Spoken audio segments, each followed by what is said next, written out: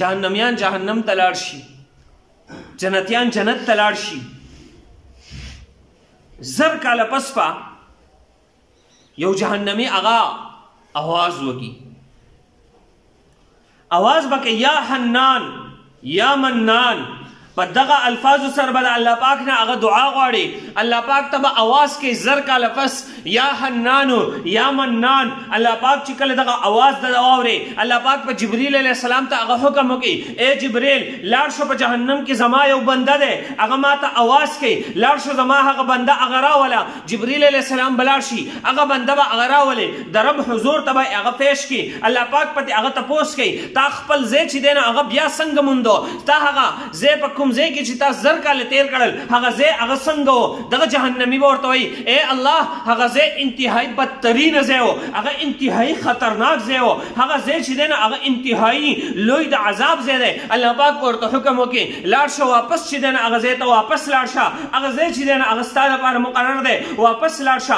دغه جهنمي به روان شي، دی به شاته ګوري، روان به وي، بیا به شاته ګوري، بیا به روان شي، بیا به شاته ګوري. الله پاک به بیا را وبلې ته چې دی نه هغه ولې شاته ګوري؟ تا ته ما حکم وکړو لاړ شه جهنم ته، ته په مخه شاته ولې ګورې؟ هغه ورته وایي اے الله ما چې دی نه هغه ستا د رحمت نه دومره لوی امید ساتلو چې یو پیر تا ته زه جهنم نه را وبیستلم، ستا رحمت چې دی نه هغه ما ته پته وه، دا به نه ګواره کوي چې ما دوباره هغه جهنم ته چې دی نه هغه وغورځوي.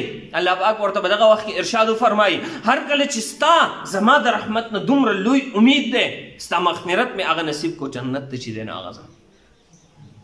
الله پاک د رحمت نه هغه مایوسه کېدل نه دي پکار.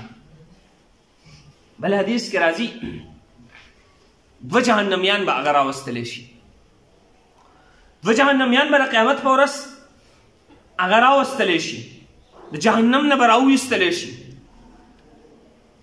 د الله پاک په مخ کې به هغه پیش کړلی شي، دې ته به الله پاک حکم وکړي چې جهنم ته هغه واپس لاړ شي. دته چې کله حکم وشي جهنم ته واپس لاړ شي، نو دا یو کس په انتهایی په تیزی سره هغه روان شي، او دا دویم کس په رو روزي او شاته به ګوري. نو الله پاک به دا دواړه بیا راوبلي، تپوس پتې کوي الله پاک د دې یو نه تپوس کوي چې ته شاته ولې ګورې؟ هغه ورته وایي الله پاک ما ستا د رحمت نه امید و چې یو پیر دې زه د جهنم نه راویستلم، زما دا امید و چې ما به دوباره جهنم ته نه داخلې، ځکه شاته ګورم چې کېدای شي ما ته آواز وکړي چې واپس شه او جنت ته ځه. نه الله پاک په هغه ته حکم وکړي چې د هغه په باره کې دی جنت ته بوځي. بل نه به تپوس کوي چې ته ولې دومره په تیزۍ سره روان یې، ستا د جهنم خوښ ته دومره په تیزۍ سره روان یې. هغه به جواب ورکړي الله پاکه ما په دنیا کې ستا یو حکم نه و منلی، ستا کوم حکم چې به راتللو ما به د هغې نه روګرداني کوله، ما به د هغې نافرماني کوله.